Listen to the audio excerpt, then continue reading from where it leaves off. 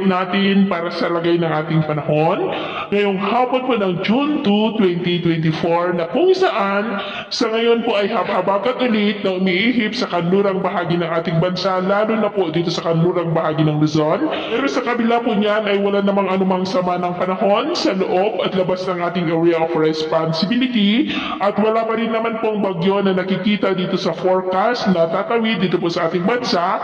For the next 2 weeks ay posibleng eastong free po tayo. At sa lagay ng ating panahon, ngayong hapon ay maulap ang kalangitan with isolated light to heavy rain sa may Ilocos Region, Cordillera, ilang bahagi ng Cagayan Valley, Central Luzon, Metro Manila, Calabarzon, ilang bahagi ng Bicol Region, Mimaropa, Panay Island, Negros, ilang bahagi po ng Cebu, Bohol, Zamboanga Peninsula, Northern Mindanao, Caraga, ilang bahagi ng Sorsogon at Davao. At mamayang gabi po, posibleng malalakas na ulan sa ilang bahagi ng Luzon, Western Visayas at ilang bahagi po ng Mindanao. Kaya mag-ingat po tayo sa posibleng banta pa rin ng mga pagbaha at pagguho ng lupa.